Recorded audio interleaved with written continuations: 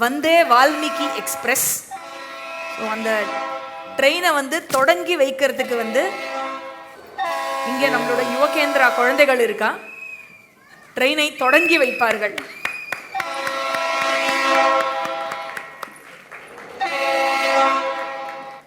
பெரியவா எல்லாரும் ராமாயணத்துக்கு வந்திருந்தேன். அண்டு நிறைய பேர் ஆன்லைன்லேயும் கேட்டேன். ஒரு பாயிண்டில் வந்து தோணித்து இது ஆரம்பிக்கும் போது இந்த மாதிரி நிறைய பேர் வரலைன்னா என்ன பண்ணுறது அப்படின்னு.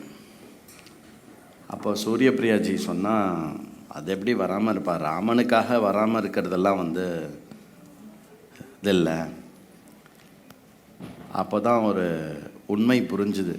என்ன அப்படின்னா, ராமாயணம் யார் சொன்னாலும் எப்படி சொன்னாலும் எங்கே சொன்னாலும் அதுக்கு கூட்டம் வரும். அதை வந்து ஆதரிக்கிறவா எப்போவுமே இருப்பாள். மேலும் சொல்கிறவாளுடைய சிறப்பு அதில் ரொம்ப ரொம்ப கம்மி. கொஞ்சம் பேச தெரியணும், கொஞ்சம் அப்படி வார்த்தைகள். ஆனால் அந்த கதையினுடைய அமைப்பு, அந்த விஷயத்தை அமைச்சு கொடுக்கறது இருக்கு இல்லையா, ஃபெசிலிட்டேட்டர் அப்படின்னு சொன்னால் அது வந்து ஸ்ரீமான் ஹனுமான்ஜி தான் அவர்.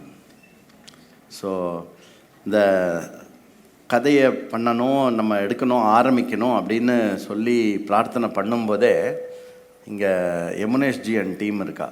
அவள் வந்து அந்த அந்த ஹனுமான் ஒருத்தர் உட்காந்துன்னு இருக்கார்ல, அவர் முதல்ல வந்து இறங்கினார். சரி, ஹனுமான் வந்துட்டார்னாக்க கதை நன்னா நடக்கும் அப்படின்னு. ஒரு பயம் இருந்தது. என்ன அப்படின்னா, இப்போது வேதாந்தம் கிளாஸ் எடுத்து தான் பழக்கம்.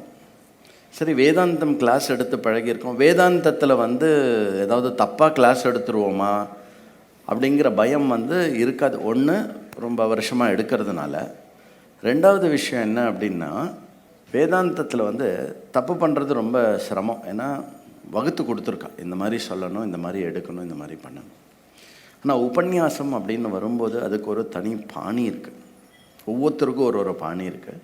ஆனால் கதை வந்து அதே கதை தான். ஸோ கதையும் அதே தான். வால்மீகியோடைய அக்ஷரங்கள் மாற போகிறதில்ல.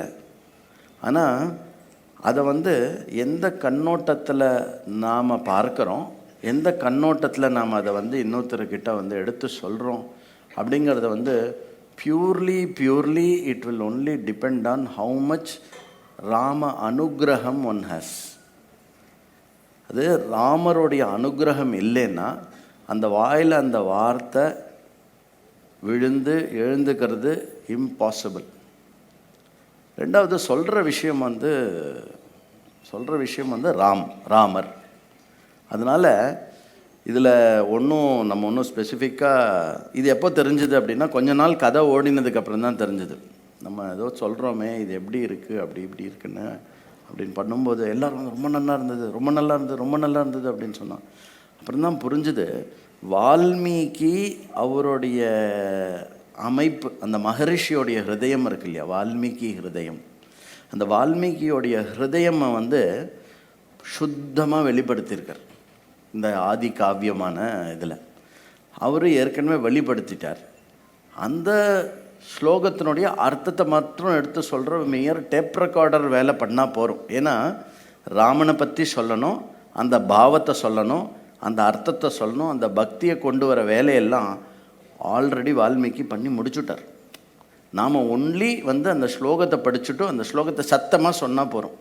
கொஞ்சம் லாங்குவேஜை மாற்றி சொல்லணும், அவ்வளோதான். அவர் சம்ஸ்கிருதத்தில் எழுதியிருக்கார், அது முடிஞ்ச மட்டும் நம்ம தமிழில் சொல்லணும். அந்த மாதிரி அமைஞ்சது தான் இந்த பிரவச்சனம். அதில் வந்து இந்த 3 நோட்புக் வச்சுருக்கேன் நான். அந்த 3 நோட்புக்கில் எவ்ரிடே ப்ரிப்பேர் பண்ணுறச்சே எழுதுவேன். மேலே Day 1 அப்படின்னு எழுதுவேன். அப்படியே பேஜாக எழுதிட்டு Day 2 அப்படின்னு அப்படியே போகும். இன்றைக்கி கார்த்தால எழுந்து Day 48 அப்படின்னு எழுதும்போது மனசில் வந்து ஒரு குதூகலம். ஏன்னா இந்த 48 நாள் என்ன தடைகள் வரும், உடம்பு ரீதியாக என்ன வரும், ஸ்டூடெண்ட்ஸுக்கு என்ன தடைகள் வரும், சுற்று வட்டாரத்தில் என்ன தடைகள் வரும், இது எல்லாத்தையும் வந்து பூர்ணமாக தாங்கி நடத்தி கொடுத்தது வந்து ஸ்ரீ ஹனுமான். முதல்ல வந்து ஸ்தாபனமாயிட்டார். ரெண்டாவது வந்து சூரியபிரியாஜி.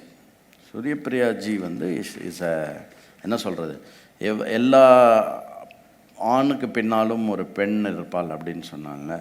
அந்த மாதிரி எனக்கு பின்னாடிலாம் இருக்க மாட்டா சூரியபிரியாஜி, எப்போவுமே எனக்கு முன்னாடி இருப்பாள். அதனால் வந்து அதாவது சம்படி நம்ம லைஃப்பில் எப்போ என்ன பண்ணாலுமே ஒரு இடத்துல வந்து நமக்கு டவுட் வரும், நம்ம இதை பண்ணலாமா பண்ணக்கூடாதா, நம்மளால் முடியுமா முடியாதா அப்படின்னு நம்ம யோசிக்கும்போது, பண்ணுறங்காஜி கண்டிப்பாக முடியும், அது நன்னா வரும் அப்படின்னு சொல்கிற ஒரு ஆள் இருக்கிறது இருக்கு இல்லையா, அது வந்து definitely the credit goes to her. இந்த விஷயத்தில் என்னென்னா, சூரியபிரியாஜி தான் வந்து இதை வந்து நிறைய பப்ளிசைஸ் பண்ணது, நிறைய பேர்கிட்ட சொன்னது, நிறைய பேரை வர வைச்சது, எல்லாத்துலேயுமே வந்து ஒரு முக்கியமான ரோல் ப்ளே பண்ணது சூரியபிரியாஜி. அதனால் வந்து மோர் opt person than to conduct this event யார் அப்படின்னா ஆச்சாரிய சூரியபிரியாஜி. அதனால் வந்து எப்போவுமே வந்து ராமர் நன்னா பின்னாடி வரப்போகிறது, பரத்வாஜ ஆசிரமத்தில் நன்னா உட்காந்து சாப்பிட்டுருக்கார், எல்லாம் வேலையெல்லாம் முடிஞ்சுடுத்து. இப்போ அயோத்தியாவுக்கு போனோம், பிரயாகில் உட்காந்து சாப்பிட்டுருக்கார். அப்போ கூட ஹனுமானுக்கு வந்து ஒர்க்கு கொடுப்பார், நீ போ முன்னாடி போ, நீ என்ன உட்காந்து சாப்பிட்டுருக்க, கிளம்பு அப்படின்னு அனுப்பிச்சி விட்டுருவார். அந்த மாதிரி இங்கு வந்திருக்கும் உங்கள் அனைவரையும் மரியாதை பண்ணி கௌரவித்து, வந்திருக்கும் முக்கிய விருந்தினர்கள் அனைவரையும் பார்த்து கவனித்து, அதில் யாராவது ஒருத்தர் 2 பேர் விட்டு போயிருக்கலாம், க்ஷமிக்கணும். அதை தாண்டி மேடையில் இருப்பவர்கள் அனைவரையும் கௌரவித்து, நடந்த அனைத்து விஷயங்களையும் எடுத்து சொல்லி ஒரு மாலையாக கோர்த்து அனைவருக்கும் இட்ட பின்னும் தனக்கு எந்த மரியாதையும் ஏற்றுக்கொள்ளாமல் ஒதுங்கி நிற்பது தான் சிறப்பு, அவளுடைய சிறப்பு. ஸோ அதனால் வந்து சம் பிளேஸ் வந்து நம்மளால தேங்க்ஸு சொல்லக்கூடாது, சொல்லவும் அந்த உறவில் சொல்லவும் கூடாது. At the same time need to be recognised. இதுக்கு முன்னாடி இந்த ராமாயணத்தை ஆரம்பித்து வைக்கிறதுக்காக வந்த என்னுடைய குருநாதர் ஸ்ரீ சுவாமி பிரம்ம யோகானந்தா. அவர் இல்லைன்னா ராம் அப்படிங்கிற ஒரு சாப்டரே என்னுடைய பேஜில், என்னுடைய புஸ்தகத்தில் இருக்காது. ராமர் தெரியும், ராமர் கதை நிறைய கேட்டிருக்கு சின்ன வயசில், எல்லாமே தெரியும். ஆனால் என்னுடைய குருநாதர் தான் என்ன பண்ணார் அப்படின்னா, ராமர் அப்படிங்கிறவர் வந்து ஃபோட்டோலேயோ விக்கிரகத்துலேயோ வச்சு வழிபடக்கூடிய தெய்வம் மாத்திரம் அல்லாது, அதுதான் ஆரம்ப நிலை. ராமரை வழிபட வேண்டும் முதல் வேளை, ரெண்டாவது ராமரை பின்பற்ற வேண்டும், மூன்றாவது இதெல்லாமே எதற்கு அப்படின்னாக்க ஆத்மா ராமோகம் அப்படின்னு சாஸ்திரம் சொல்கிற அந்த வாக்கியத்தை வந்து நம்ம புரிஞ்சுக்கணும். அப்படிங்கிறதுக்காக அவர் எடுத்த ராமாயணம் வந்து எனக்கு வந்து அவ்வளோ இன்ஸ்பைரிங்காக இருந்தது. ஒரு புது கோணத்தில் ப்ரெசென்ட் பண்ணேன். இன்றைக்கி நான் ஏதாவது ஒன்று புதுசாக பண்ணுற மாதிரி உங்களுக்கு தெரிஞ்சதுன்னா அது கண்டிப்பாக புதுசு இல்லை, அது எல்லாமே அவரிடத்துலேருந்து வந்தது. அவருடைய சங்கல்பத்தினால என்னுடைய மனதிலும் புத்தியிலும் அனைத்தும் வந்து விதைக்கப்பட்ட விஷயங்கள். ஸோ எல்லாம் புகழும், எல்லா விஷயமும், எல்லா கீர்த்தியும் வந்து அவரையே சாரும். அதனால் இந்த தருணத்தில் அவரை வணங்கிவிட்டு, மேலும் போன வருடம் ராமநவமிக்கு இருந்த ஒரு மகான் இந்த வருட ராமநவமிக்கு நம்மிடையே இல்லாமல், ராமர் யாருன்ற விஷயத்தை வந்து தன்னுடைய ஆயுட்காலம் முழுக்க, பாரதம் முழுக்க பிரச்சாரம் செய்து, அதாவது அனந்தராம தீட்சிதருக்கு அப்புறம் பிரவச்சனம்னா இப்படி தான் பண்ணணும் அப்படின்னு ஒரு விஷயத்தை வந்து முன்ன கொண்டு வந்து நிறுத்தினவர் மகான் ஸ்ரீ ஸ்ரீ கிருஷ்ண பிரேமி. அவர் தான் வந்து எனக்கு பெயர் சூட்டியதும், அவர் தான் எங்கள் அப்பாவுடைய குரு. அவருடைய கதைகள் நிறைய தடவை கேட்டிருக்கோம், பிரவச்சனம் நிறைய தடவை கேட்டிருக்கோம். ஸோ அவரை வந்து இந்த தருணத்தில் வந்து நம்ம நினச்சிக்கிறதுங்கிறது வந்து ரொம்ப முக்கியமான ஒரு விஷயம். மேலும் என்னுடைய குருநாதர் பண்ண அந்த ராமாயணம் அப்படிங்கிறத வந்து எழுத்து வடிவில் கொண்டு வந்த ஸ்ரீமதி லாவண்யா, ஆச்சாரிய லாவண்யா ராம்கோபால்ஜி இங்கே இருக்கா. ஸோ அதையும் நினச்சிக்கணும். ஏன்னா அந்த புஸ்தகங்களை ரோட்டில் நின்று பிரிண்ட் பண்ணி அதை ஒரு 15,000 காப்பி ஸ்கூலாக எங்கள் குருநாதரோட கூடவே வந்து போய் கொடுக்கக்கூடிய ஒரு பாக்கியம் எனக்கு கிடச்சிது. அந்த புஸ்தகம் ஒன்று எழுதுறது, அது பிரிண்ட்டில் வருது அப்படின்னா, மேலும் அந்த புஸ்தகம் வெளியிட்ட போது எவ்வளோ பெரிய ஒரு இம்பேக்டை க்ரியேட் பண்ணித்து அப்படிங்கிறதும் வந்து எனக்கு தெரியும். அதனால் இந்த தருணத்தில் வந்து அந்த மாதிரி ஒரு பெரிய தர்ம காரியத்தில் ஈடுபட்ட லாவண்யாஜிக்கும் என்னுடைய நமஸ்காரங்கள். அதுக்கப்புறம் வந்து நான் என்ன பண்ணாலும் ஏது பண்ணாலும் அதை வந்து பூர்ணமாக என்கரேஜ் பண்ணி, நான் அந்த பண்ணுற வேலையை தவிர வேறு எதை பற்றியும் கவலைப்படாமல் நீ செய் அப்படின்னு சொல்கிற எனக்கு 2 கண்ணா விளங்கக்கூடிய ஸ்ரீ ராமகோபால்ஜி அண்டு என்னுடைய ஜேஷ்ட பிராத்தா ஸ்ரீ வாசுதேவன்ஜி, இவா 2 பேர் இருக்கிறது மட்டும் ஒன்றும் கவலையே இல்லை எனக்கு. ஏன்னா அவள் இருந்தான்னா அவள் எல்லாமே பார்த்துப்பா. நான் என்ன நினைக்கிறேனோ அதை பண்ணலாம், என்ன நினைக்கிறையோ நீ அதை பண்ணு அப்படின்பா. அப்படி இருக்கக்கூடிய 2 பேர் வந்து அவள் 2 பேர். அதனால் வந்து எதுக்கு இதெல்லாம் சொல்கிறேன் அப்படின்னாக்கா, ஒரு யஜ்யம் நடந்து முடியறது அப்படின்னா முடிவுக்கு முன்னாடி இருக்க வேண்டிய அந்த கிருத்தஜ்ஞத்தையை வந்து தெரியாமல் விட்டுறக்கூடாது. ஏன்னா ராமாயணத்தினுடைய ஆரம்பமே அவன் கேள்வி கேட்குறது எதில் கேட்குறா அப்படின்னா, கோன்வஸ்மின் குணவான் அப்படின்னு ஆரம்பிக்கிறது. குணம் உடையவன், அனைத்து குணங்களும் பொருந்தியவன் இருக்கிறானா யாராவது அப்படின்னு சொல்லி ஒரு 16-17 குணங்களை வந்து கேட்குறார். அதற்கு நாரத மகரிஷி வந்து ஒரு 60 குணங்களை சொல்லி இப்படி ஒருத்தன் இருக்கான். ஈஸ்வாகு வம்ச பிரபவா ராமோ நாமஹா பிரபவா.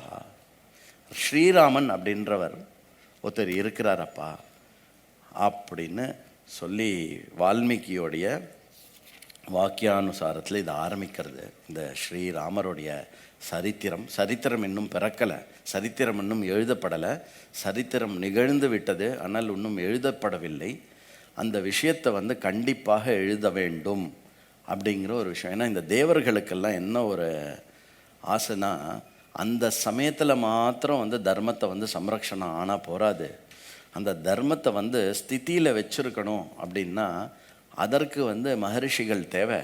அந்த மகரிஷிகளுடைய ரூபத்தில் அப்போ இருக்கக்கூடிய சமகாலத்தில் இருக்கக்கூடிய அந்த ஸ்ரீ வால்மீகி மூலமாக தான் இந்த விஷயத்தை பண்ணணும் அப்படின்னு சொல்லி வால்மீகி மகரிஷியை வந்து தேர்ந்தெடுத்து வால்மீகியினுடைய ஆசிரமத்தில் ஸ்ரீ பிரம்மாஜி வந்து விட்டார். அதற்கு முன்னவே வால்மீகியினுடைய வாக்கில் தபஸ்வாத்தியாய நிரதம் தபஸ்வி வாக்விதாம்பரம் மானிஷாத அப்படின்ற இன்னொரு ஸ்லோகத்தில் எப்படி அந்த ஸ்லோகமானது வந்து அந்த வேடுவனை சபிக்கும் வண்ணம் இருந்தாலும் அந்த ஸ்லோகங்களினுடைய அமைப்போடைய உள்ளர்த்தத்தை எடுத்து பார்த்தால் அது சாக்ஷாத் வந்து மகாவிஷ்ணுவுக்கும் லக்ஷ்மிக்கும் செய்யக்கூடிய மங்களாசாசன ஸ்லோகமாக அமைந்து அவர் வாயிலிருந்து பெறப்பட்டு வந்தது.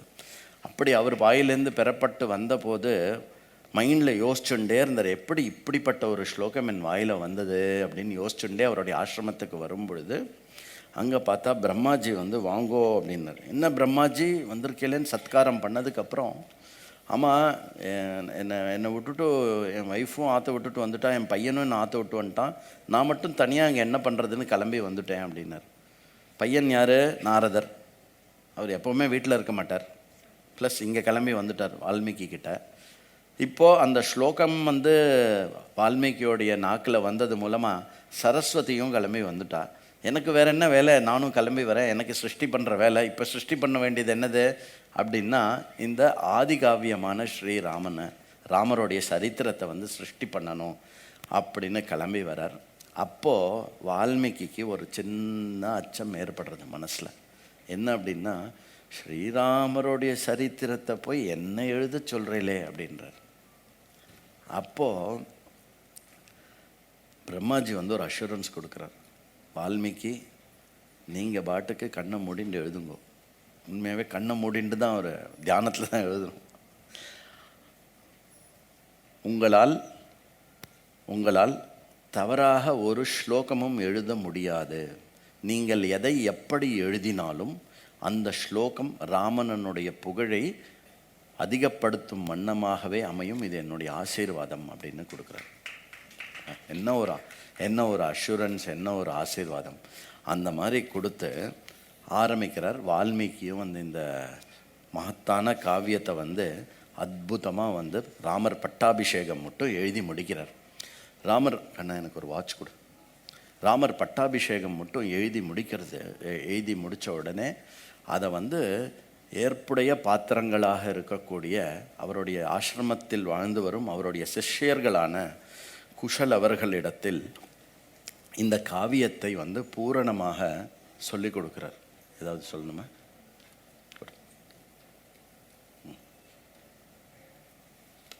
இப்போ அதான் லவகுஷருக்கே வந்திருக்கேள், யுத்தம் பட்டாபிஷேகம் வரத்துக்கு இன்னைக்கு சாயங்காலம் ஆகிடும் அப்படின்னு பயப்படாதீங்கோ. அதுக்காக தான் வாட்ச் வச்சுன்னு இருக்கேன்.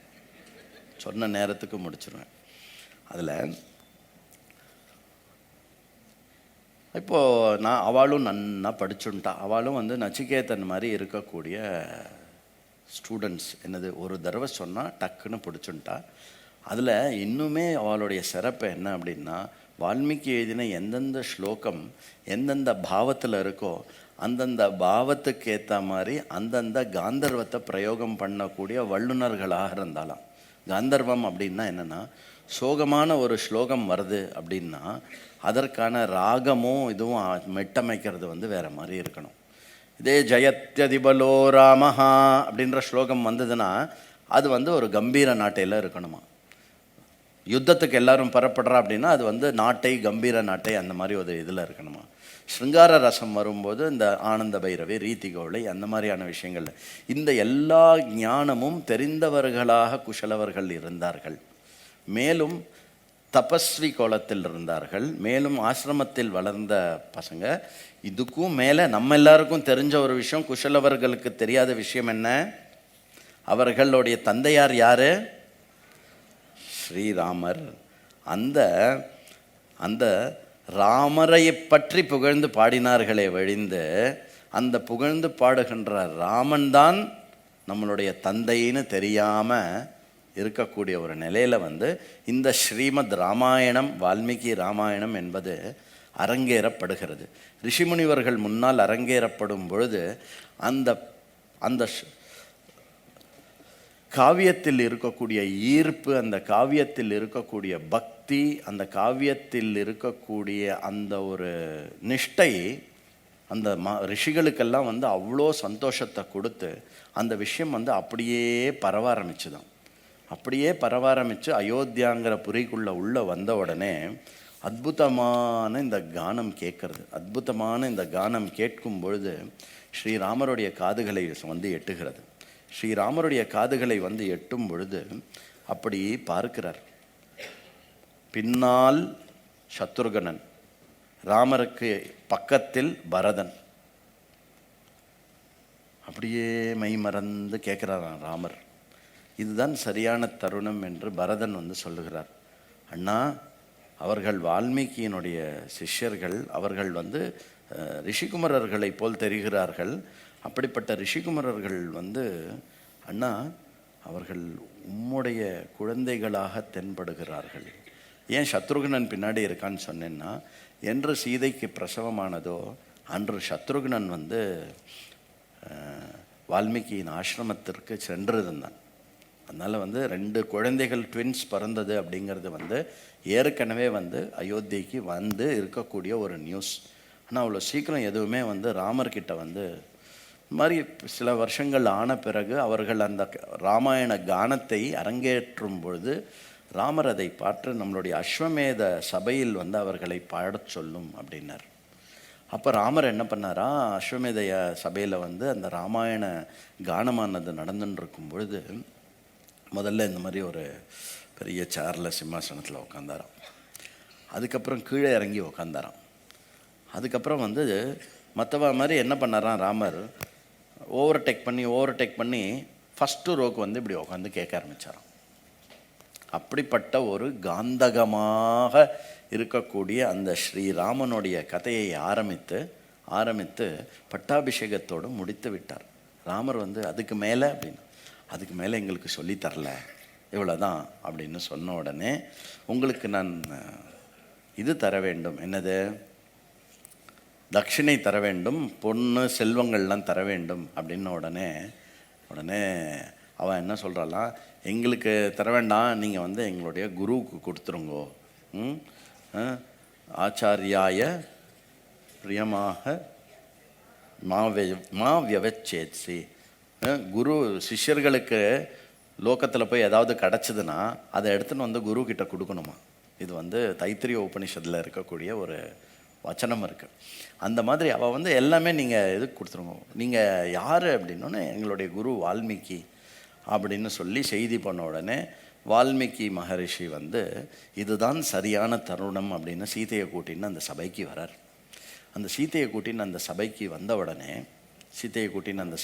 வர அந்த சபையில் சீதையை ராமன் பார்க்க, ராமர் சீதையை பார்க்க, மனதிற்குள் 1000 விதமான எண்ணங்களும் கஷ்டங்களும் ஏற்பட்டாலும் தன்னுடைய காம்பீரியத்தில் கொஞ்சம் கூட குறைத்து கொள்ளாமல் ராமர் அப்படியே அந்த சிம்மாசனத்தில் அமர்ந்தபடி ராஜா முகத்தை வைத்து கொண்டு இருந்தபடி இருக்கும் பொழுது ராமன் வந்து சொன்ன சொல்லை பயன்படுத்தி வால்மீகி வந்து நீங்கள் ஏதாவது கொடுக்க நினைத்தீர்களே ஆனால் சீதையை நீங்கள் மீண்டும் ஏற்றுக்கொள்ளுங்கள் அப்படின்னு சொல்லி, சீதையை மீண்டும் ஏற்றுக்கொள்ளுங்கள் அப்படின்னா ராமர் வந்து நான் ஏற்றுக்கொள்கிறேன், ஆனால் நான் வந்து என்னுடைய அயோத்தியா மக்களுக்கு ஒரு சேவகனாக இருப்பதனால் அயோத்தியா மக்களுடைய அங்கீகாரம் இல்லாமல் நான் சீதையை ஏற்றுக்கொள்ள முடியாது, அவர்கள் அங்கீகாரம் கொடுக்க வேண்டுமே ஆனால் மீண்டும் சீதை அக்னி பரீட்சைக்கு உள்ளாக வேண்டும் என்று சொல்கிற உடனே இன்னொரு அக்னி பரீட்சையை ஏற்றுக்கொள்ள முடியாது என்று சீதா மாதா பிரார்த்தனை செய்த பிறகு சீதா மாதா புவிக்கு வந்த வேலையும்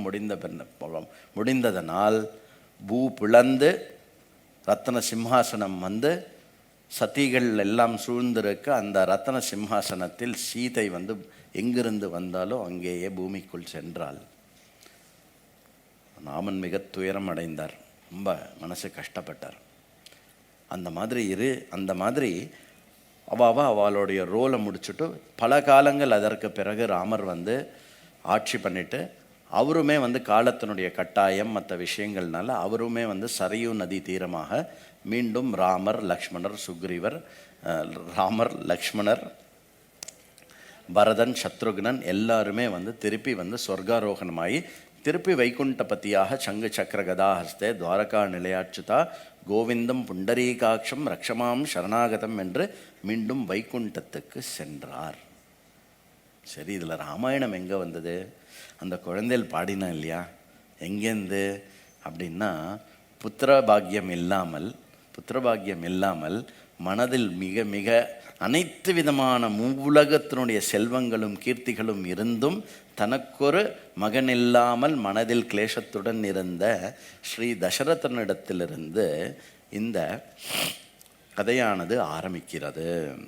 அந்த மாதிரி ஆரம்பிக்கும்போது தசரதன் வந்து புத்திரகாமேஷ்டி யாகம் செய்து புத்திரனை பெற வேண்டும் என்று மனதில் எண்ணும் பொழுது அப்பொழுது கூட இருந்த சுமந்திரனுடைய ஆலோசனைக்கு இணங்கி ரோமபாதர் என்ற ஒரு ரிஷியை போய் பார்த்து, ரோமபாதர் என்ற ராஜாவை பார்த்து, அந்த ரோமபாதருக்கு மருமகனாக இருக்கக்கூடிய ரிஷ்யஸ்ருங்கர் என்கின்ற மகரிஷியை அழைத்து புத்திரகாமேஷ்டி செய்ய வேண்டும். அந்த ரிஷ்யஸ்ருங்கர் மிக மிக தபஸ்வி, அவருடைய தந்தையார் விபாண்டகர், அவரை பூர்ண நைஷ்டிக பிரம்மச்சரியாக வளர்க்க வேண்டும் என்று ஆசைப்பட்டாலும் காலத்தின் கட்டாயத்தினால் ரிஷ்யஸ்ருங்கரானவர் ரோமபாதரனுடைய அங்கதேசத்துக்கு வந்தன்று பெய்த மழை, அந்த மழையையும் அந்த விருஷ்டியையும் ஜனங்களுடைய சந்தோஷத்தை தக்க வைத்து கொள்ள வேண்டும் என்பதற்காக ரோமபாதர் தன் மகள் சாந்தாவையே வந்து ரிஷ்யஸ்ருங்கருக்கு மனைவியாக்கி தன்னுடனே வைத்து கொண்டார். அப்படிப்பட்ட ரிஷ்யஸ்ருங்கர் தான் சரியான ஆளு, தசரதருக்கு சரியான புரோகிதராக இருப்பார், தசரதனுடைய அஸ்வமேதத்தை நிறைவேற்றுவதற்காக அப்படின்னு அங்கேருந்து அயோத்தியாவுக்கு வந்து நீங்கள் அவரை அனுப்பணும்னு சொல்லி ரிஷ்யஸ்ருங்கர் வந்து 6 வாரமாக வசிஷ்டரனுடைய தலைமையில் எல்லா ஏற்பாடுகளும் பண்ணி பெரிய அஸ்வமேத யாகமானது நடந்து, அந்த அஸ்வமேத யாகத்தை முடிக்கும் பொழுது அதர்வண வேதத்தில் இருக்கும் பிரயோகமான புத்திரகாமேஷ்டி யாகத்தை நான் உனக்காக செய்து வைக்கிறேன் தசரதா என்று சொல்லி, பலன் ஏதோ அப்புறம் ஏற்பட போவதல்ல, அன்றே அந்த அக்னியிலிருந்து அக்னி தேவன் வந்து உருகொண்டு ஒரு பரமதேவனாக வந்து ஒரு அற்புதமான அமிர்த கலசத்தை கொடுத்து அந்த அமிர்த கலசத்தை வந்து தன்னுடைய 3 மனைவியாருக்கும் கொடுத்தார். அந்த 3 மனைவியார் 3 பாகமாக சாப்பிடாமல் அதை வந்து யார் மட்டும் 2 வாட்டி சாப்பிட்டா? சுமித்ரை மட்டும் 2 வாட்டி சாப்பிட்டா. அதனால் வந்து அது பின்னப்பட்டதனால அது பின்னப்படணுன்றது வந்து விதி. ஏன்னா அப்படி தான் இருக்கார் சுவாமி ஆதிசேஷன், பெருமாள், ஆதிசேஷன், சங்கு, சக்கரம், மொத்தம் 4 வந்துடுதா? இந்த 4ம் வந்து புவி இறங்கியது. இது ஒரு பக்கம் நடக்க ராவணாசுரனினுடைய கொடுமை தாங்காமல் அனைத்து தேவர்களும் பிரம்மாஜியினிடம் முறையிட, ஏன் பிரம்மாஜி தான் வரம் கொடுத்து கெடுத்தார் அவனை. பிரம்மாஜியின் முறையிட பிரம்மாஜி வந்து என்னால் எதுவும் செயல இயலாது என்று சொல்லி அனைவரையும் கூட்டிக் கொண்டு வைகுண்டபதியிடம் செல்லும்போது வைகுண்டபதி சொல்கிறார், நான் அதற்கு ஏற்கனவே ஏற்பாடு செய்து விட்டேன். முவ்வுலகிலும் என்னை பெற்றவர் யாருமே இல்லை, எனக்கு தந்தையும் கிடையாது தாயும் கிடையாது. அப்படி இருக்கும் நான் ஒரு சிறந்த தந்தைக்கு சிறந்த மகனாக விளங்க வேண்டும் என்ற என்னுடைய பர்சனல் ஆசையும் நிறைவேற்றி கொள்வதற்காக சிறந்த தந்தையாக பூவுலகில் விளங்கக்கூடிய ஒரே வம்சம் இக்ஷ்வாகு வம்சத்தில் பிறந்திருக்கும் தசரத மகாராஜா. அவருக்கு நான் பையனாக பிறந்து ஜனஸ்தானத்திலும் லங்கையிலும் இருக்கக்கூடிய ராட்சசர்களை அழித்து அனைத்து விதமான தர்மத்தையும் ஸ்தாபனம் செய்துவிட்டு நான் மீண்டும் சொர்க்கத்துக்கு ஆரோகணமாவேன் என்று வாக்களித்தார் வைகுண்டபதி. அந்த வாக்குக்கு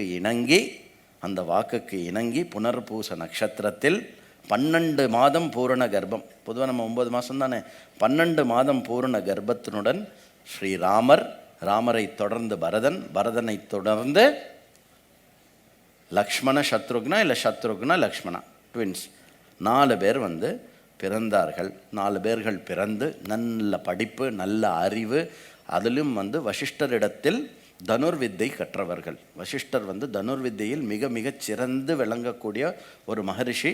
தனுர்வேத சம்ஹிதையினுடைய ஆசிரியராக விளங்குபவர் வசிஷ்டர். அந்த தனுர்வேதத்தில் மிக சிறந்து விளங்குவதனாலும் மேலும் இந்த பூவுலகில் ஒரு பட்டியல் இட்டோமே ஆனால், என்ன பட்டியல்?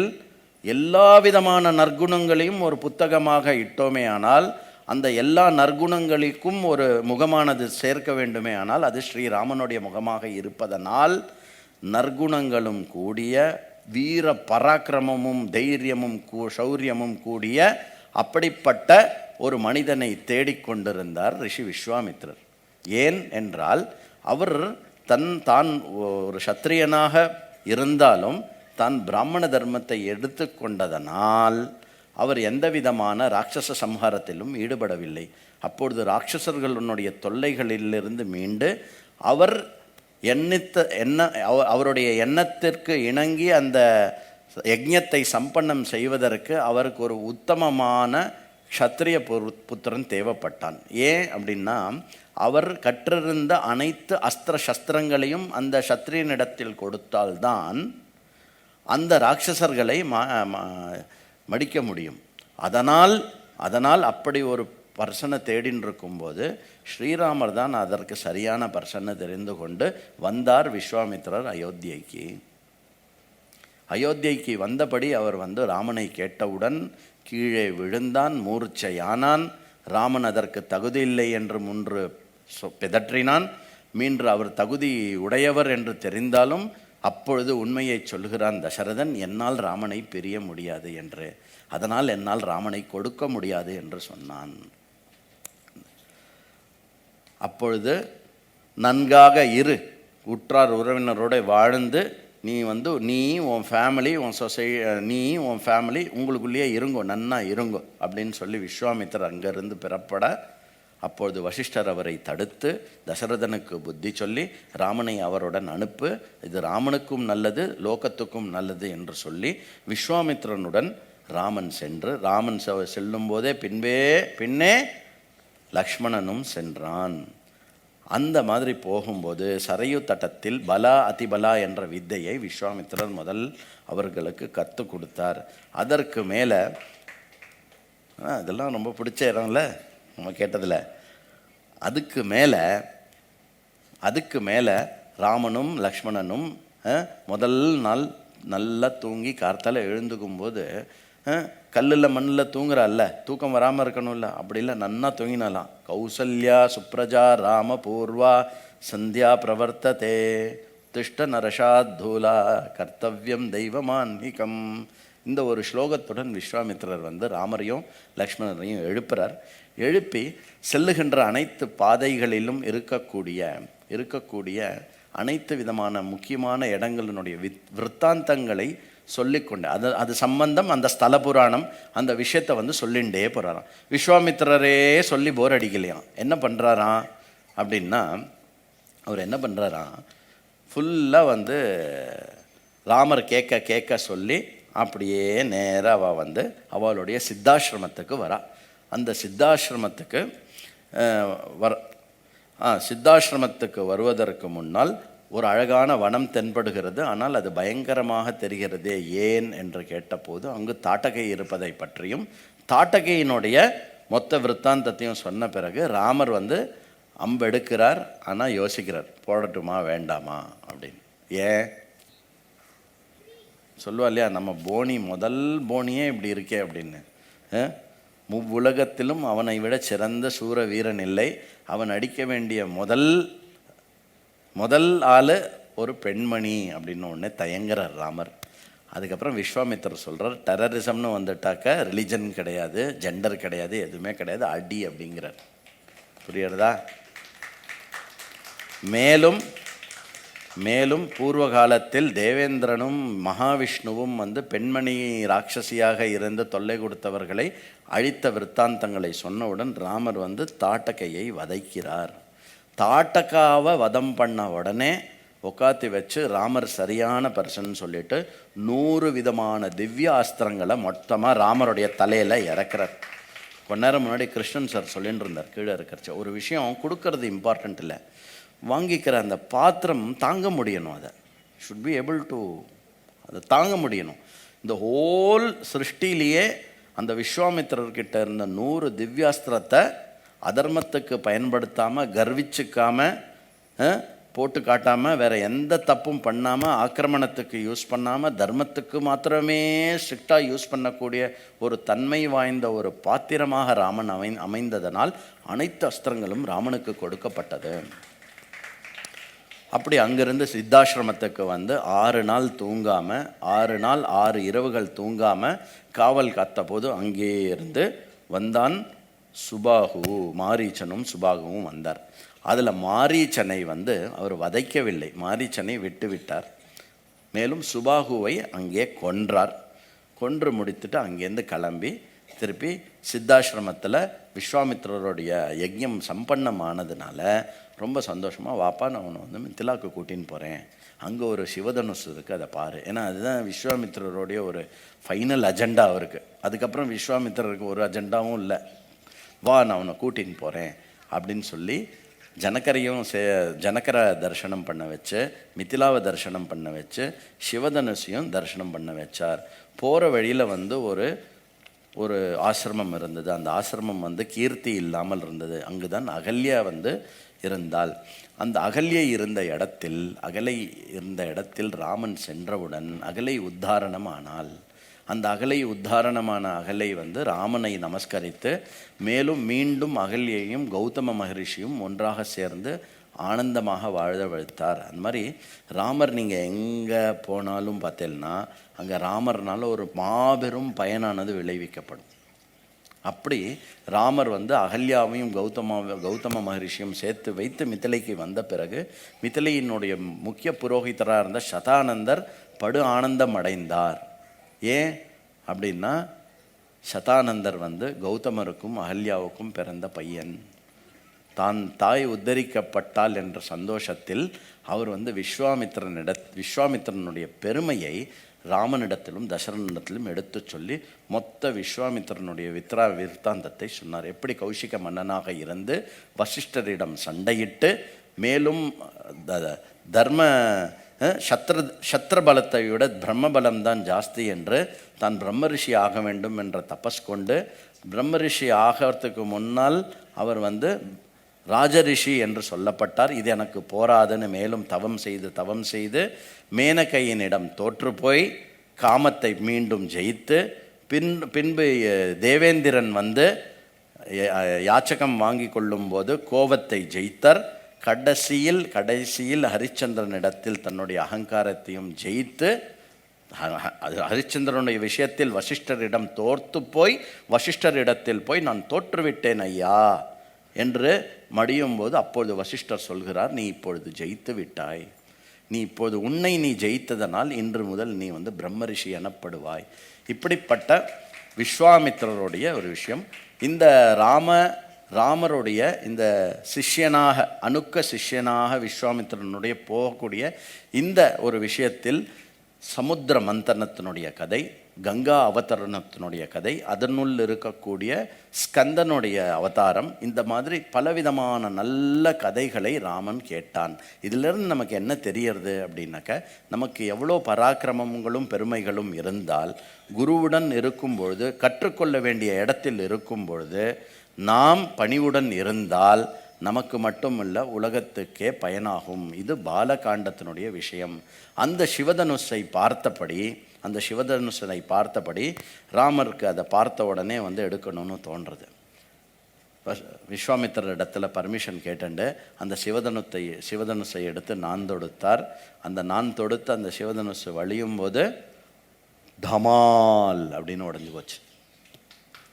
ஏன் அப்படின்னா சிவதனுஷும் இந்த சிருஷ்டியில் இருக்கக்கூடிய அந்த காரியமானது நிறைவேறிடுத்து, முடிஞ்சுடுத்து, அவ்வளோதான்.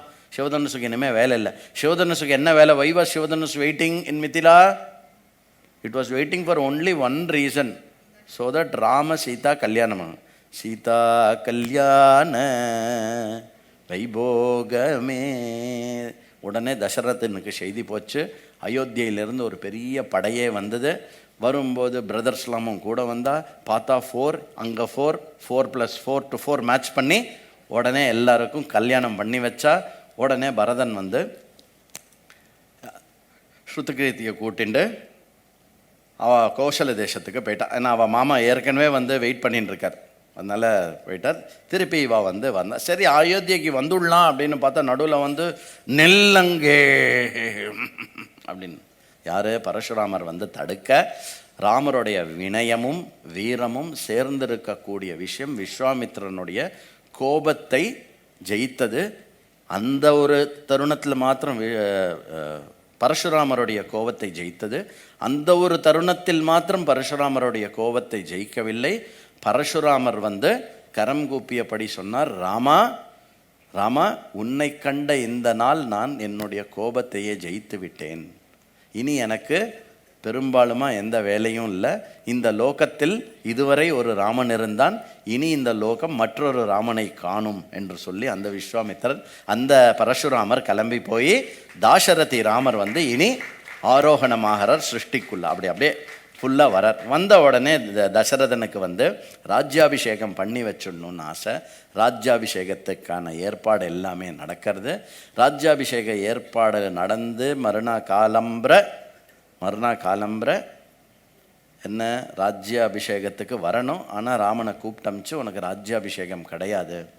இந்த மாதிரி மந்த்ராவினுடைய ஊண்டுதலுக்கு இணங்கி கைகேயி தன்னுடைய புத்தி மயங்கி தவறான எண்ணங்களை கொண்டு தசரதனிடம் அவள் 2 வரங்களை கேட்டு அதை கொடுக்கவும் முடியாமல் அதை மறுக்கவும் முடியாமல் மூர்ச்சையாகி தன்னிலை இழந்து கடந்த தசரதனையும் கைகேயையும் அந்த கோபாகிரகத்தில் அந்த கைகேயினுடைய பவனத்தில் பார்த்து ராமன் சென்று அருகில் கேட்கிறான், என்னம்மா இந்த மாதிரி 2 வரங்கள் இருக்கு, உங்கள் தந்தையார் உனக்கு கொடுத்துருக்கா, எனக்கு கொடுத்தா நான் அதை கேட்டேன் அப்படின்னு. என்ன அது அப்படின்னு. இந்த மாதிரி வந்து பரதன் நாடாள வேண்டும். ஓகே, அதில் என்ன இருக்கு? No problem. நீ 14 ஆண்டுகள் காட்டு வனவாசத்துக்கு செல்ல வேண்டும். அப்பவும் ஓகே, நோ ப்ராப்ளம். ராமர் ஒன்று தான் கேட்டார், அம்மா இதில் அப்பா என்கிட்ட சொல்லணும், அதுக்கு உங்களுடைய வரத்தை நீங்கள் வந்து இப்படி வேஸ்ட் பண்ணிட்டேலேம்மா. நீங்கள் சும்மா என்னை கூப்பிட்டு போன்னு சொன்னாலே நான் போயிடுவேன். உங்களுக்காக நான் அது கூடவா பண்ண மாட்டேன்? இது ராமன். உன் உயிரை மாய்த்துக்கொள் என்று உன் தாய் சொன்னால் நீ மாய்த்து கொள்ள வேண்டும். தாய் சொல்ல மாட்டா, சொன்னால் செய்யணும். அப்படி ராமன் வந்து அங்கேருந்து கிளம்புறார். உடனே கிளம்பணும் அப்படின்னு சொல்லி அங்கேருந்து கிளம்பி போகும்போது அயோத்தியாவே அழறுது. அழுகன்னா அப்படி ஒரு அழுக அயோத்தியாவில் தாங்க முடியல. ரதம் ரொம்ப மெதுவாக போகிறது, சரையு தட்டத்தை மட்டும் போகிறது. எல்லா அயோத்தியாவாசியும் கூட இருக்கா. மறுநாள் விடிகாலம்புற யாருக்கும் தெரியாத போது ராமன் வந்து தேரில் ஏறிக்கொண்டு, தேரை தள்ளி வைத்து ஏறிக்கொண்டு சரையுவை கடந்து அனைவரையும் விட்டு ராமன் வந்து ஆரண்யத்துக்கு சென்றான். ஆரண்யத்துக்கு செல்லும்போது முதல்ல பரத்வாஜ முனிவரை போய் பார்க்குறான். பரத்வாஜ முனிவரை பார்த்துட்டு அங்கேருந்து ஸ்ருங்கவேரபுரம் அப்படின்னு ஒரு புறம் இருக்குது. ஸ்ருங்கவேரபுரம் தான் வந்து குஹனுடைய இடம். அந்த குஹனுடைய இடத்துல குஹனை சந்தித்து குஹன் உடன் நாம் ஐவரானோம் அப்படின்னு குஹனை தழுவிக்கொண்டு நிஷாத ராஜத்தினுடைய ராஜா அவன். மேலும் குஹனுடைய உதவியினால் கங்கையை கடந்து ராமன் வந்து எங்கே வந்து சேர்றார்? சித்திரக்கூட்டம் என்ற இடத்தை வந்து சேருகிறார். அந்த சித்திரக்கூட்டத்தில் வந்து இருக்கும் பொழுது என்ன ஆகிறது? சில துர்நிமித்தங்கள் ஏற்படுறது. இங்கு வந்து தசரதன் வந்து அவருடைய உயிரை விடுகிறார். தசரதன் உயிரை விட்ட உடனே பரதன் அங்கேருந்து கோசல தேசத்திலிருந்து கிளம்பி நேர கைகேய தேசத்திலேருந்து அஸ்வபதி இருக்கக்கூடிய தேசத்திலிருந்து கிளம்பி நேராக திருப்பி அயோத்தியைக்கு வருகிறான். அயோத்தியைக்கு வந்தவுடன் இந்த விஷயங்கள் எல்லாம் தெரிஞ்ச உடனே பரதனை அனைவரும் பழிபோடுகிறார்கள். கௌசல்யை உட்பட பழிபோடும்போது பரதன் சொல்கிறான், உலகத்தில் என்னெல்லாம் பாப்பம் இருக்கிறதோ அந்த பாப்பம் என்னையே வந்து சேரட்டும் என்று சொல்லவுடன், இல்லை நான் தப்பாக புரிஞ்சுட்டேன்ப்பா அப்படின்னு சொன்னோடனே பரதன் உடனே என்ன பண்ணுறான் அப்படின்னாக்கா ஃபுல்லாக ரோடு போடுறான். எங்கே? கங்கைக்கரை மட்டும் ரோடு போட்டு நேராக குஹனை போய் பார்க்குறான். குஹனை பார்க்க போகும்போது குஹன் சந்தேகிக்கிறான், பரதன் ஒருவேளை சண்டைக்காக வருகிறானோன்னு. கடைசியில் வந்து பார்த்தா பரதனுடைய அந்த மனோபாவத்தை புரிந்து கொண்டு குஹனும் பரதனும் சேர்ந்து சித்திரக்கூட்டத்தில் ராமன் எங்கே இருக்கிறார் என்று தேடி ராமனிடத்தில் போய் பரதன் வந்து மன்னாடுறார். எல்லா விதமான மந்திரிகள், பிராமணர்கள், ரிஷிகள் எல்லாரையும் கூட்டின்னு போகிறார். ராமரை கன்வின்ஸ் பண்ணி எப்படியாவது திருப்பி கூட்டின்னு வந்துடணும். ஏன்னா எப்படியும் தசரதர் போயிட்டார், நீங்கள் வாங்கோ அப்படின்னு கூப்பிட்றதுக்கு. இன்க்ளூடிங் 3 விதவையான 3 தாயாரையும் கூட்டின்னு போகிறார். ஆனால் வாக்கிய பரிபாலனம் சத்தியம், அதையிலிருந்து நான் மீற மாட்டேன் அப்படின்னு சொல்லி ராமர் வந்து பரதனை திருப்பி அனுப்பி வைத்து விடுகிறார். ஆனால் பரதனால் என்னால் அந்த ராஜ்ய பாரத்தை தாங்க முடியாது என்று சொல்லி பரதன் வந்து நல்ல ரத்னங்கள் பதிக்கப்பட்ட அந்த பாதுகையை வந்து தன் தலையில் சிரோதாரமாக எடுத்துக்கொண்டு அந்த பாதுகையே இனி ராமன் அயோத்தியாவிலிருந்து இந்த பூமியை ஆளும் என்று அந்த பாதுகையை எடுத்துக்கொண்டு ராமராஜ்யத்தை சென்று ஸ்தாபித்தான் பரதன். ராமராஜ்யத்தை ஸ்தாபித்தது யாரு? பரதன். அதை இந்த பக்கம் வந்து எல்லாரும் பெரிய சைன்யத்தோடு வந்து போனதுனால சித்திரக்கூட்டத்தில் இருந்த டிஸ்டர்பன்ஸ்னால என்னாச்சு அப்படின்னா நேராக சித்திரக்கூட்டத்திலேருந்து கிளம்பி நேராக தண்டகாரண்யத்துக்குள்ளே ராமர் பிரவேசம் பண்ணுறார். இதுலேருந்து ஆரண்ய காண்டமானது ஆரம்பம். சீதா கல்யாணத்தினுடைய பாலகாண்டம் முடிகிறது. இந்த தண்டகாரண்ய பிரவேசத்துலேருந்து ஆரண்ய காண்டமானது ஆரம்பிக்கிறது. ஆரண்ய காண்டத்தில் அற்புதமான நிறைய விஷயங்கள் நடக்கிறது. ஒன்று வந்து இன்னொன்றுத்துக்கு லீடாக இருக்குது. முதல்ல விராதன் என்ற ஒரு தானவனை அடிக்க போய் அவனை உத்தாரணம் செய்து சாபத்திலிருந்து விமோச்சனம் செய்தபோது விராதன் கூறுகிறான், நீங்கள் சரபங்கரை போய் பாருங்கள் அப்படின்னு சொல்கிறான். சரபங்கரை போய் பார்க்கும்போது சரபங்கர் தேவேந்திரனுடன் பேசி கொண்டிருந்தார். ராமர் வருவதை பார்த்து தேவேந்திரனை அனுப்பித்து விட்டார். பிறகுதான் தெரிகிறது தேவேந்திரன் சரபங்கரை கூட்டிச் செல்ல வந்தார். ஆனால் சரபங்கர் என்ன சொன்னார்? தேவேந்திரா, நீங்கள் போங்கள், நான் ராமனை தரிசித்து விட்டு நான் அக்னியின் மூலமாக மேல் லோகத்துக்கு வந்து செல்கிறேன் என்று சரபங்கர் ராமரை தரிசிக்க, ராமர் சரபங்கரை தரிசித்து மீண்டும் சரபங்கர் சொல்கிறார், நான் இங்கிருந்து கிளம்பி போகும் வரை நீங்கள் இருங்கள், மேலும் என்னுடைய சிஷ்யனான சுதீக்ஷ்ணர் இங்கிருந்து அங்கே தள்ளி இருக்கிறான். திருப்பி போய் சுதீக்ஷ்ணரை வந்து போய் பார்த்து சுதீக்ஷ்ணரை வந்து நமஸ்காரம் பண்ணி சுதீக்ஷ்ணருடைய ஆசிரமத்தில் கொஞ்ச நாள் இருக்கார். அதுக்கப்புறம் சுதீக்ஷ்ணருடைய ஆசிரமத்தினுடைய அவருடைய பரிந்துரையின் பேரில் நிறைய ஆசிரமங்களை வந்து ராமர் வந்து ஃபுல் தண்டகாரண்யத்தில் வந்து எல்லா மகரிஷிகளுடைய ஆசீர்வாதங்களையும் பெற்று அங்கிருந்து நேர வந்து ஒரு நாள் அகஸ்தியருடைய ஆசிரமத்துக்கு செல்ல வேண்டும். இப்படியே வந்து 10 வருஷம் ஓடி போய்டுறது. அங்கேருந்து நேர வந்து அகஸ்தியருடைய ஆசிரமத்துக்கு வரார். அகஸ்தியர் வந்து ரொம்ப சந்தோஷமாகி அகஸ்தியர் வந்து நிறைய விதமான திவ்ய அஸ்திரங்களை கொடுக்குறார். ரொம்ப முக்கியமான அவருக்கு பிரம்மாஜியினிடத்துலேருந்து கிடைத்த ஒரு முக்கியமான அஸ்திரத்தை ராமருக்கு கொடுக்குறார்.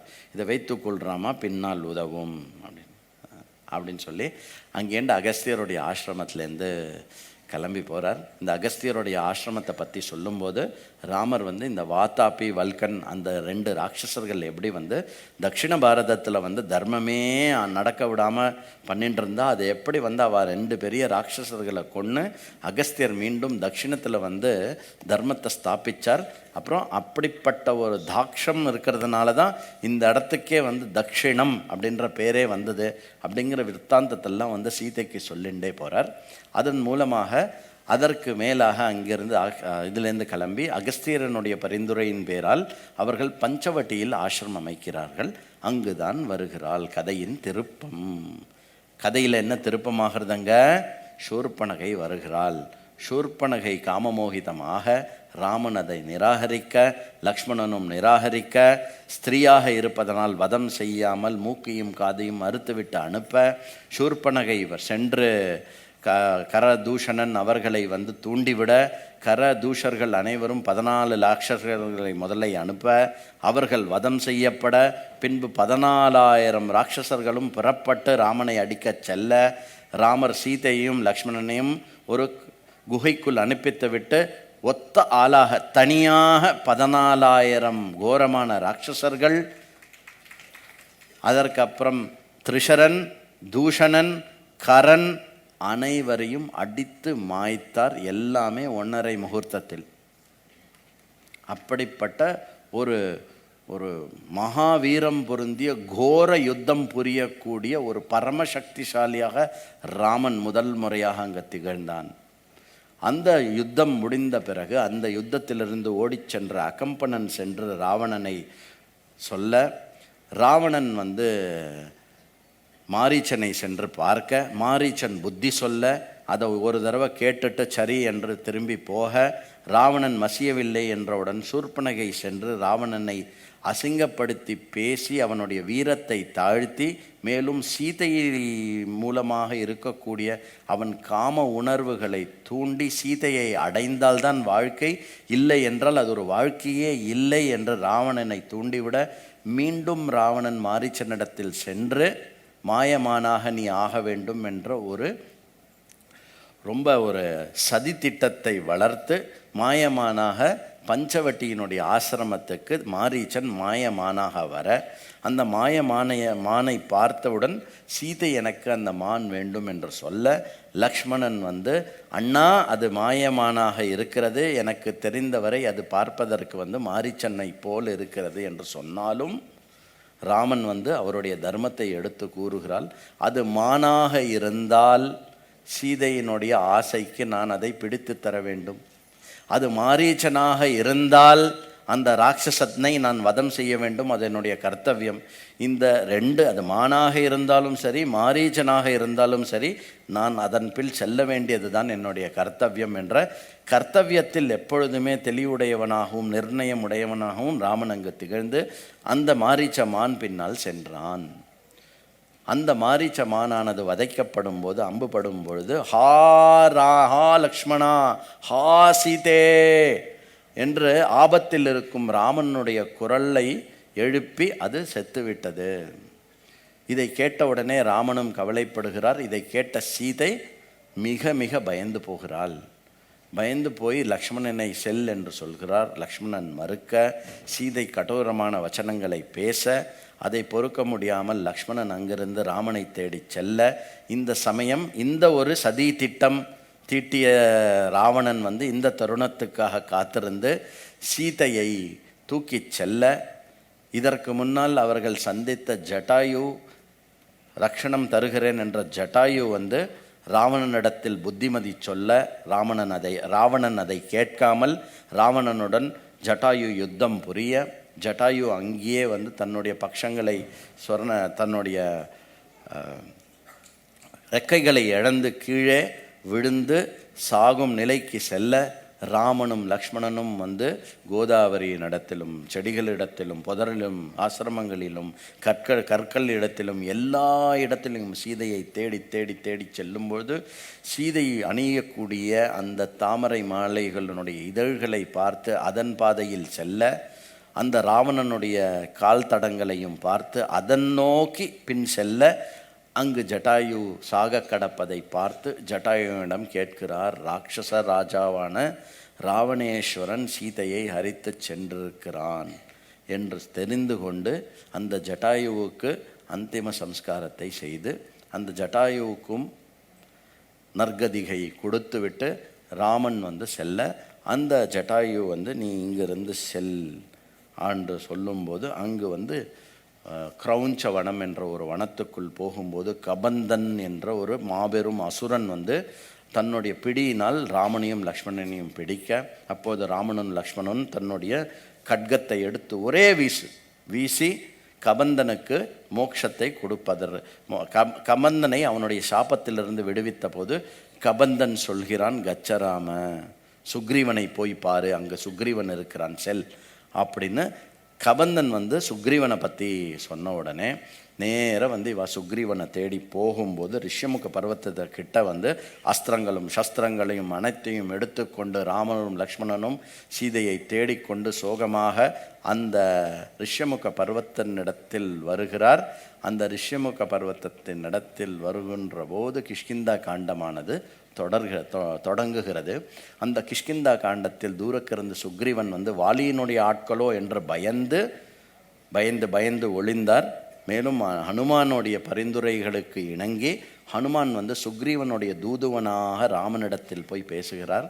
ராமன் பேசுவது உயர்ந்ததாக இருந்ததா இல்லை சுக்ரீவன் ஹனுமான் பேசினதனுடைய வாக்கில் பட்டுத்துவம் இருந்ததா என்று இன்று வரை தீர்வாக முடியாத அளவுக்கு ஒரு அற்புதமான சம்வாதமாக அது ஏற்பட்டு ஹனுமான் இடத்தில் ராமனுக்கு அபரிமிதமான பிரேமையும் அன்பும் ஏற்பட்டு அதனால் ஹனுமான் மூலமாக சுக்ரீவனிடத்தில் அந்த மைத்திர பாவமானது அது வளர்ந்த பிறகு ஹனுமான் வந்து ராமரை சுக்ரீவனிடத்தில் கூட்டிச் சென்று சுக்ரீவனிடத்தில் மைத்திரம் செய்து கொண்டு அது மட்டும் இல்லாமல் சுக்ரீவனிடத்தில் சத்தியமும் செய்ய வைத்தான் ஹனுமான்.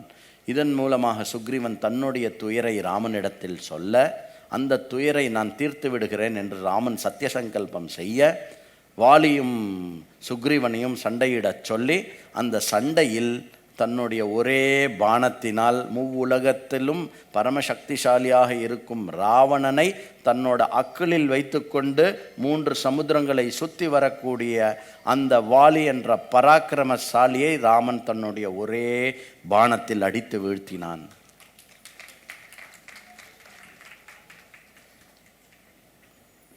அந்த ஒரே பாணத்தில் அடிச்சிட முடியுமா என்னன்னு இந்த யுத்தத்துக்கு முன்னாடி இந்த வாலியை அடிக்கிறதுக்கு முன்னாடி கேட்டார். யார்? சுக்ரீவன் கேட்டான். இந்த ஒரு மரத்தை அடித்து காட்டுங்க அப்படின்னு பார்த்தான். அப்போ ராமர் ஒரு பானம் விட்டார்.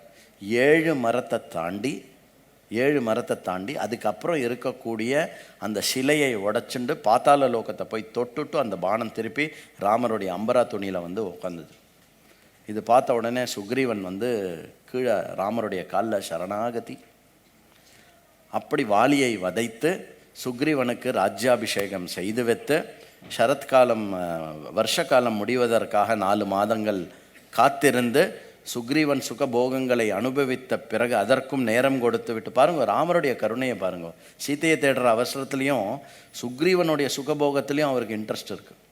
அது சுக்ரீவனுடைய சுகபோகங்களை அனுபவித்த பிறகு 4 கிளைகளாக பிரிந்த அனைத்து வானரங்களும் இந்த மொத்த பூமியையும் சீதையை எங்கிருக்கிறாள் சீதை என்று தேடினார்கள். அப்பொழுது அனைத்து 3 இடத்திலும் போன கிழக்கு மேற்கு வடக்கு 3 திசைகளிலும் போன வானரங்கள் சீதை எங்கும் இல்லை என்று ஒரு செய்தியுடன் வந்தார். தெற்கு திசையாக போனக்கூடிய அங்கதனுடைய தலைமையில் ஜாம்பவான், கவாக்ஷன், கந்தமாதனன், மைந்தன், அப்புறம் முக்கியமாக ஹனுமான், இந்த தட்சிண திசையில் போகக்கூடியவர்கள் வந்து வழி தவறி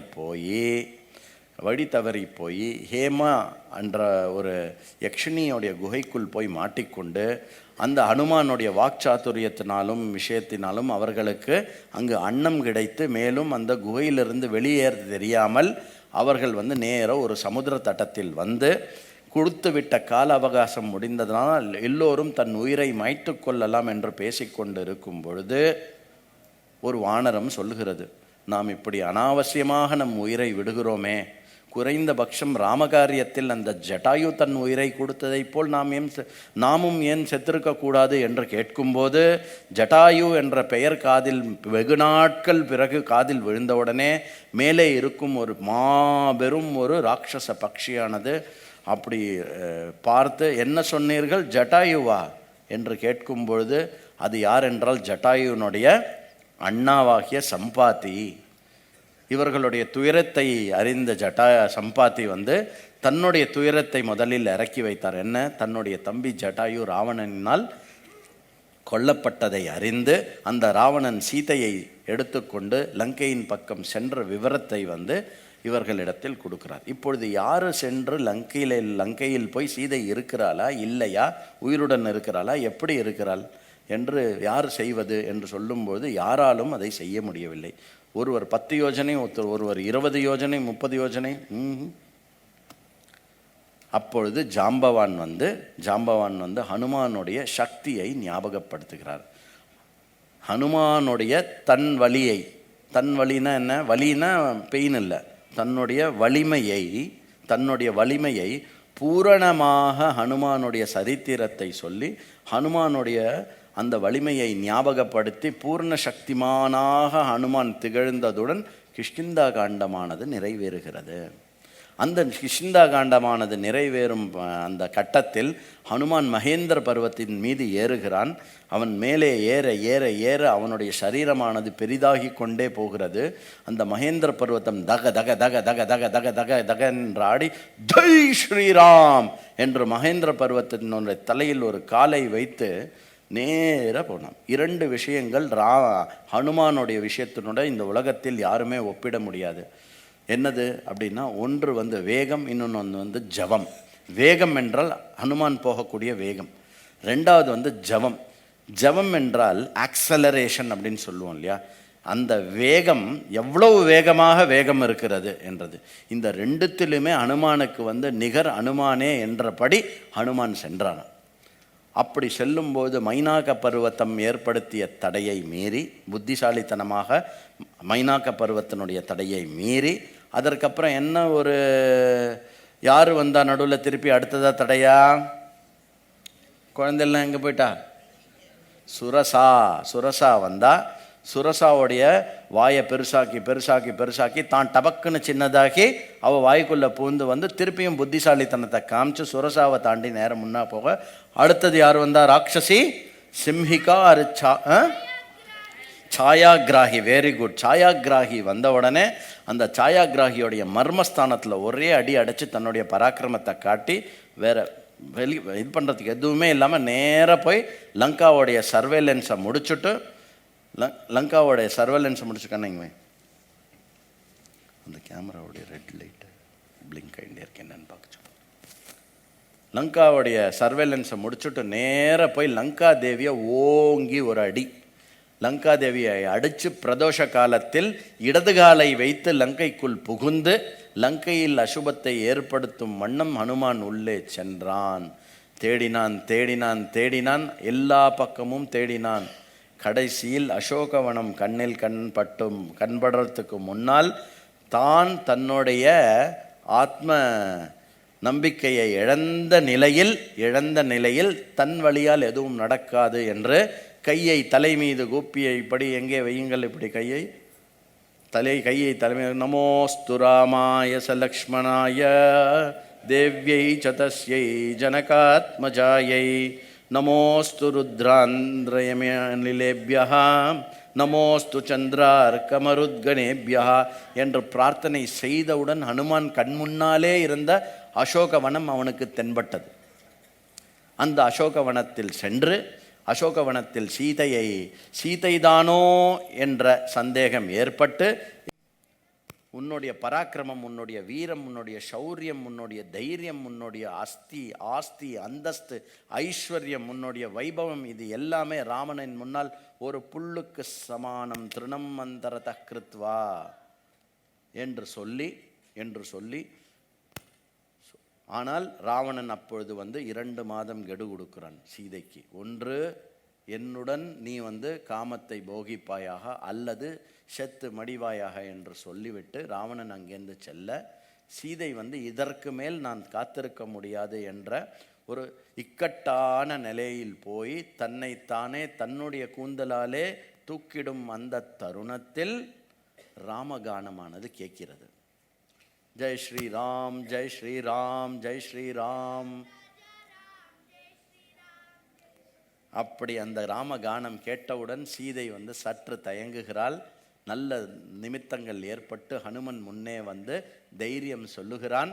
இந்த மாதிரி ராமன் அம்மா கொண்டு இருக்கிறார் என்று சொல்லி ராமன் கொடுத்த அந்த கணையாழியை கொடுத்து, அந்த கணையாழியை பார்த்தபடி சீதை கண்ணீர் வடித்து ஆனந்த பாஷ்பமா இல்லை அது என்னவென்று தெரியவில்லை, ராமனையே பார்த்து கொண்டிருப்பதைப் போல் அந்த கணையாழியே பார்த்து கொண்டு சீதை சீக்கிரமாக வரச்சொல், ராமனை சீக்கிரம் வரச்சொல், ராவணனின் தலையை கொய்யச் சொல், என்னை இங்கிருந்து எடுத்து செல்ல சொல் என்று சொல்லி அனுப்பிவிட்டார். செல்வதற்கு முன்னால் ராவணனை பார்த்துவிட்டே போகலாமே என்ற எண்ணம் ஏற்பட்டு அசோகவனத்தின் பக்கத்தில் இருக்கக்கூடிய இடத்தில் துவம்சம் ஏற்படுத்தினார். அந்த துவம்சத்தில் ஆயிரக்கணக்கான ராட்சசர்களை அடித்து கிட்டத்தட்ட ராவணனுடைய சைன்யத்தில் 4/1 பங்கை அங்கேயே வதைத்தார் ஹனுமான். வெறும் 2 கைகளை கொண்டு. அப்பொழுது இந்திரஜித்தால் கட்டுண்டு ராவணனை பார்த்து சவால் விட்டு வந்தார், எச்சரிக்கை கொடுத்து வந்தார். புத்தி சொன்னார், ராவணன் கேட்கவில்லை. பின்பு எச்சரித்தார், அதுவும் ராவணன் கேட்கவில்லை. ஆக போர் முரசு இனி முழங்கட்டும் என்று மீண்டும் பர்வதத்தில் ஏறி இந்த பக்கம் வெகு வேகமாக ராமனிடம் சென்று செய்தியை சொல்லி, ராமன் அங்கிருந்து கிளம்பி சமுத்திர கரைக்கு வந்தவுடன் இந்த சமுத்திரத்தை எப்படி தாண்டுவது என்ற கவலை கொண்டு 3 நாள் ராமன் தவம் செய்து மகாதேவனை பிரார்த்தித்து, மகாதேவனை அங்கே பிரதிஷ்டித்து சமுத்திரதேவனை வரித்து, அந்த சமுத்திரதேவனின் மீது கோபம் கொள்ளும் அந்த நேரத்தில் சமுத்திரதேவன் அங்கீகாரம் கொடுத்து என்ன சொல்கிறான், நீ சேத்துவை கட்டு ராமா, நலனை கொண்டு கட்டு, அந்த சேத்துவை நான் தாங்குகிறேன் என்று சொல்லி அந்த ராம சேத்துவானது வானரங்களால் பெருகுவாக கட்டப்படுகிறது. இவ்வளவு வருடங்களுக்கு அப்புறமும் இன்னும் அந்த சேத்து அங்கு இருக்கிறது. எந்த பொருளாலும் எந்த மெஷின்னாலும் இன்னைக்கு கூட அதை உடைக்க முடியல. அப்படிப்பட்ட ஒரு சேத்து ராமன் நிர்மாணித்தான். அந்த சேத்து பந்தனத்தை கட்டி ராமன் லங்கையில் இறங்குகிறான். இதனுடன் யுத்த காண்டமானது ஆரம்பிக்கிறது. கண்டேன் சீதையை என்று சொன்னான் அல்லவா, அங்கு ஹனுமானோட அந்த சுந்தரகாண்டமானது முடிந்து கிளம்புங்கள், போர் முரசு முழங்கட்டும் என்று கிளம்பி லங்கையினிடத்தில் சேர்ந்தார். லங்கையில் சேர்ந்த பிறகு ராட்சசர்களுக்கு மேல் ராட்சசர்களாக வெளியே வருகிறார்கள். இங்கு இருக்கக்கூடிய வானர சைன்ய சாகரமும் ராட்சசர்களும் ஆதி பராக்கிரமம், பீஷணம் என்றால் இப்படிப்பட்ட ஒரு யுத்தம் 3 லோகத்திலும் யாருமே பார்க்க முடியாத ஒரு யுத்தமாக இருந்தது. அதில் மிக மிக சிரமமான யுத்தம் எது என்றால் அதிகாயன் என்றவனுடைய போட்ட சண்டை. அதிகாயனை மாய்த்தது யார்? அதிகாயனை அடித்தது லக்ஷ்மணன். மேலும் அடுத்து முக்கியமாக சிரமமாக இருக்கக்கூடியது யாரு? இந்திரஜித்தன். இந்திரஜித்தை யாரு கொன்னா? லக்ஷ்மணன். மற்ற எல்லா படா படா படா ராட்சசர்கள் எல்லாரையுமே வந்து அங்கதன், சுக்ரீவன், ஹனுமான், நலன், நீலன், மைந்தன், திவிதன், கஜன், இவ எல்லாரும் சேர்ந்து எல்லா ராட்சசாலையும் அடிச்சுட்டான். இந்த ஹோல் ராமராவண யுத்தத்தினுடைய ஏற்றம் என்ன அப்படின்னா, அந்த பக்கம் வருகின்ற ராட்சசர்களுக்கு பலவிதமான ஆயுதங்கள், இவர்களுக்கு 2 ஆயுதம் தான். என்ன 2 ஆயுதம்? மலைகள் மற்றும் விருட்சங்கள். இவைகளை அள்ளி போட்டே ஒரு யுத்தத்தை ஜெயிச்சுட்டான். அதனால் யுத்தத்தை ஜெயிப்பதற்கு ஆயுதம் முக்கியம் இல்லை, யுத்தத்தை ஜெயிப்பதற்கு வீரம் முக்கியமில்லை, யுத்தத்தை ஜெயிப்பதற்கு இவை அனைத்தும் இருந்தாலும் நாம் அனைவருமே ராமனுடைய தர்மத்துக்காக செய்கிறோம் என்ற அந்த எண்ணம் இருக்கிறதில்ல, அந்த தர்ம சிந்தனை தான் யுத்தத்தினுடைய வெற்றிக்கு முக்கியமான காரணமாக இருந்தது. அந்த தர்ம யுத்தத்தில் கடைசி அதை விட அடுத்த கோரமாக வரக்கூடிய ஒரு ராட்சசன் வந்து இவன் கும்பகரணனை ராமன் அடித்தான். மேலும் ராவணன் வந்தான். கோரமான யுத்தம் நடந்தது. கோரமான யுத்தம் என்றால் அவ்வளோ கோரமான யுத்தம். பாவம், காலில் செருப்பும் இல்லாமல் இருக்கக்கூடிய மாமிசம், மஜ்ஜை, எலும்பு, ரத்தம், அதில் வந்து ஓடி ஓடி ஓடி ராமன் வந்து சண்டையிட்டான். அப்படி சண்டையிடும்போது தேவர்கள் வந்து பார்த்தார்கள். இது சமமான சண்டையாக தெரியவில்லையே என்று தேவேந்திரன் வந்து மாத்திலியை தன் ரதத்துடன் கீழே அனுப்பித்தான். ராமன் அந்த ரதத்தில் ஆரோகமாகி மீண்டும் கோரமான யுத்தம் நடந்தது. அந்த கோரமான யுத்தத்தில் ராமன் வந்து ராவணனுடைய தலையை கொய்து கொண்டே இருந்தான். அது முளைத்து கொண்டே இருந்தது. அப்பொழுது வந்து மாத்திலியானவர் வந்து சொல்லுகிறார், உங்களுக்கு அகஸ்தியர் கொடுத்த பானத்தை நான் ஞாபகப்படுத்துகிறேன், அதை கொண்டு அடியுங்கள் அப்படின்னார். அங்கு மகாபாரதத்தில் கர்ணனுக்கு ஞாபகப்படுத்தின சல்யன், கர்ணனுக்கு ஞாபகப்படுத்திய சல்யனுடைய வார்த்தையை அவர் வந்து மதிக்கவில்லை. இங்கே ஸ்ரீராமச்சந்திரமூர்த்தியாக இருந்தாலுமே மாத்திலி சொல்லும் பேச்சை அவர் வந்து எடுத்துக்கொண்டு அதன்படி அந்த பிரம்மதண்டத்தை பிரயோகப்படுத்தி ராவணனுடைய ஹிருதயத்தினுடைய மத்தியில் அந்த பானத்தை செலுத்தி ராவணனை கொன்று